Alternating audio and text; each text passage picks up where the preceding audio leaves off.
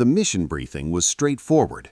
Two Su-57s would conduct an intercept exercise against a single NATO patrol aircraft. Standard procedure for testing readiness and demonstrating capability. The kind of operation that happens dozens of times along contested airspace, where professional militaries probe each other's reactions and measure response times. For the Russian pilots, this was textbook. The Su-57 represented their answer to Western fifth-generation dominance. Reduced radar signature that made detection difficult at range. Sensor fusion that painted a complete tactical picture. Supercruise engines that maintained high speed without afterburner signatures. Internal weapons bays that preserved stealth profile. Every system designed around a single concept. See first, shoot first, win decisively. And there were two of them against one target. The target was an RAF Typhoon on routine patrol over international waters. Fourth-generation technology in an era increasingly defined by fifth-generation capabilities. Excellent radar, proven weapons, superior agility in close combat, but no stealth whatsoever. On Russian displays, it would appear as clear as daylight, broadcasting its position with every radar sweep. The mission plan reflected this asymmetry. Execute a bracket approach from opposite vectors. Use stealth to close undetected. Establish weapons parameters before the target could react effectively. Demonstrate air superiority through positioning rather than confrontation. Simple, clean, exactly what the Su-57 was built to accomplish. If this plan worked, it would validate doctrine and capability in a single exercise. International airspace stretched empty under scattered clouds. The Typhoon maintained steady patrol altitude, radar active in standard search pattern. The pilot knew Russian aircraft operated nearby. These encounters happened regularly enough to follow predictable patterns. Professional courtesies usually prevailed. Aggressive maneuvering occasionally. Actual threat almost never. Then her radar warning receiver chirped. Not the sustained tone of active targeting, just the brief indication of being swept by search radar. She checked her displays. Nothing concrete yet, just the awareness that somewhere out there, someone was looking. The Su-57s approached with calculated precision. Lead aircraft high and offset, wingman lower and opposite side. Classic geometry that created mutual support while dividing the target's attention. They maintained formation discipline, communication brief and professional. Range decreased steadily, 40 nautical miles, 35, 30. On their displays, the Typhoon appeared exactly as expected. Bright, clear, unmistakable. Course steady, speed constant, altitude maintained. Predictable behavior from an aircraft aware of being monitored, but not yet concerned. The Russian pilots exchanged brief confirmations. Geometry good, sensors tracking, timeline nominal. Everything was developing within parameters. The Typhoon pilot studied her tactical display with practiced attention. Her radar offered intermittent returns, tracks that appeared and faded as the Su-57's reduced signatures interacted with detection thresholds. Not invisible, but difficult. Fire control solutions unstable, probability calculations fluctuating. She made mental notes about their approach vectors, the slight timing differences in their movements, the way they positioned relative to each other. 25 miles, 20. The distance where modern doctrine suggests the fight's outcome became statistically predictable. Two stealth fighters with first-look advantage against a single non-stealth platform. The math favored the hunters overwhelmingly. But the Typhoon pilot had been studying those intermittent returns carefully. The way they flickered gave information, aspect angles, closure rates, coordination patterns. The Su-57s were executing their approach with disciplined precision, which meant their behavior followed predictable templates. And predictability, even professional predictability, created opportunities. She adjusted her altitude, not dramatically, just a few hundred feet, executed smoothly enough to appear routine. Like a pilot making minor course corrections during standard patrol, nothing that should trigger concern. The high Su-57 corrected immediately to maintain optimal geometry. The lower aircraft adjusted half a second later. That tiny delay spoke volumes about their command structure, their decision-making process, who led and who followed. Information she filed away for later use. This was the first moment the intercept stopped going according to plan. 15 miles, the Russian pilots remained confident. Their approach was sound, target still flying straight, no evasive action, no sudden maneuvers, everything developing as anticipated.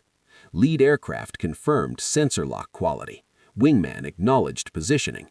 The intercept was progressing without apparent issues. The Typhoon pilot made her next move at 12 miles.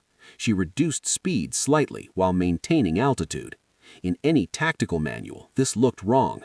Speed was survival. Speed created options. Bleeding energy against two opponents violated fundamental doctrine. If this maneuver failed, she would have given up her most important defensive asset for nothing. But bleeding speed forced the Su-57s to make a choice: maintain their closure rate and risk overshooting optimal geometry, or adjust their own speed and reveal more about their tactical flexibility. They chose the second option, both aircraft making subtle thrust changes to match her new energy state. Those thrust changes created heat signatures, brief but detectable. The Typhoon's infrared search and track system captured the blooms. Now she had better positional data, independent of radar. The Su-57's stealth advantage was eroding, not because their technology failed, but because engagement geometry was compressing into a regime where stealth mattered less. 10 miles.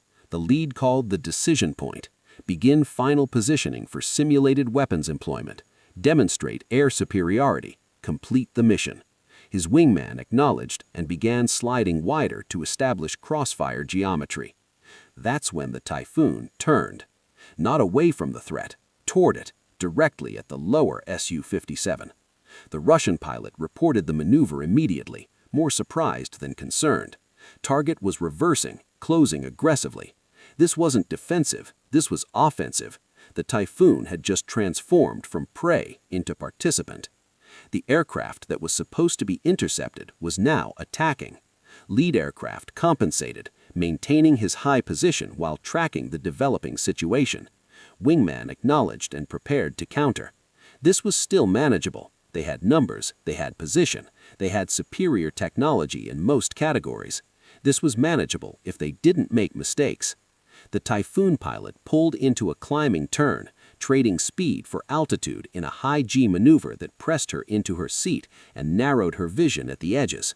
This move looked desperate, like someone trying to escape by going vertical. The Su-57s reacted accordingly, both aircraft adjusting to maintain pursuit geometry. Except it wasn't escape, it was invitation. At the apex of her climb, where physics demands respect and energy bleeds away rapidly, the Typhoon did something violent. She unloaded abruptly, reducing angle of attack from 28 degrees to near zero, while simultaneously rolling inverted and pulling through. The aircraft shuddered briefly at the edge of controlled flight, G-forces spiking negative before settling into a descending vector 40 degrees offset from her climb path. The maneuver was brutal on the airframe and brutal on the pilot. It was also unexpected enough that the lower Su-57, committed to a pursuit curve that assumed continued vertical maneuvering, overshot. A mistake here would have restored the Su-57's advantage instantly. Not dramatically, maybe 800 feet of separation, perhaps 2.5 seconds of positional disadvantage, but 2.5 seconds was enough. The Typhoon's radar achieved lock, her heads-up display stabilized, targeting solution held for 1.6 seconds, more than enough for a simulated weapons employment. First kill confirmed. The Russian wingman's cockpit erupted with warning tones, missile lock. He immediately executed defensive maneuvers, braking hard while deploying countermeasures in a trained response that should have been unnecessary. This was supposed to be a demonstration of intercept capability, not a defensive engagement. This was no longer a demonstration, it was a recovery. Lead pilot's voice remained calm but clipped. Confirm status. Wingman reported defensive, lock broken, repositioning. Lead acknowledged and accelerated his own timeline. The mission had just shifted from demonstration to recovery. He dove aggressively, using superior thrust-to-weight ratio to build energy while moving to support his wingmen. The plan now was simple: regain numerical advantage, re-establish geometry, force the Typhoon back into a defensive posture. But the Typhoon wasn't defensive. She rolled out of her attack on the first Su-57 and immediately reoriented toward the second. No pause, no hesitation, just smooth transition from one engagement to the next. The numerical advantage still existed, but the initiative had shifted. The Russian lead pilot found himself in an uncomfortable position. He'd expected to exploit his wingman's engagement to achieve his own favorable geometry. Instead, he was being engaged directly while his wingman was still recovering. The numerical advantage that should have made this simple had evaporated. He had options, good ones. His aircraft was capable, and he was skilled. But every option now required defensive consideration rather than offensive initiative. He was reacting instead of dictating. The aircraft that had been intercepting was now defending. The Typhoon closed aggressively. Lead pilot executed a hard turn to deny approach angles while accelerating to rebuild energy state. Correct response: it forced the Typhoon to work harder for position, extended the engagement timeline, created space for his wingmen to rejoin effectively. But space required time, and time meant sustaining the defensive maneuver while under pressure from an opponent who was proving unexpectedly capable at close range. His radar warning receiver activated, not sustained lock yet, just the indication that the Typhoon's radar was attempting firing solutions. He increased his turn rate, pulling Gs hard enough to grunt against the pressure suit, maintaining awareness of his wingman's position while denying the Typhoon clean tracking. The Typhoon stayed patient. She wasn't chasing the Su-57 directly. She was controlling the geometry, occupying space that limited his options, forcing him to defend rather than reset. Every second he spent defensive was a second he wasn't re-establishing the intercept they'd planned so carefully. At this stage, the intercept had already failed its original purpose. His wingman called position, ready to re-engage. Lead pilot acknowledged and began coordinating a new approach. They could still recover this, execute a split, divide the target's attention, force her to choose which threat to address. That choice forced the Su-57s into a position they hadn't planned for. The Typhoon chose both. As the Su-57s began their split maneuver, she positioned herself in the center of their separation, equidistant from both. It was geometrically risky, potentially exposing her to crossfire, but it also meant neither Su-57 had a clean approach without risking interference with his wingman's line. If this positioning failed, the Typhoon would be exposed to both aircraft simultaneously. Lead pilot attempted a vertical maneuver to establish high-low advantage. The Typhoon matched it, pulling vertical and rolling to maintain visual contact with both aircraft. Her radar achieved intermittent locks on the lead Su-57 as he climbed, solutions fluctuating but present. He recognized the developing problem. She was maintaining central position while his aircraft and his wingmans were being forced to react around her. They'd lost initiative completely. The aircraft that was supposed to be defending was controlling the engagement. The supposed target was controlling separation. From here, there was no reset without risk. He made the tactical decision: call the exercise.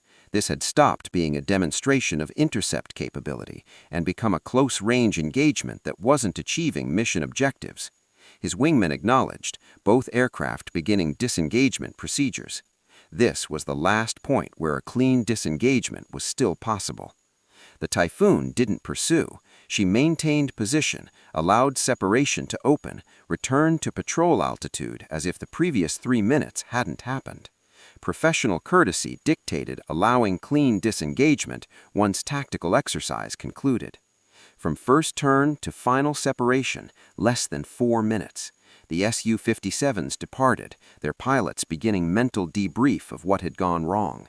The planned intercept had been perfect. The execution was sound. The target simply refused to cooperate with being intercepted. Everything from here depended on lessons learned, not technology demonstrated.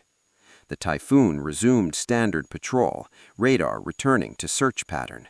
Her report would be brief: intercepted by 2 Su-57s, executed defensive counter, forced disengagement. Standard language that made it sound routine.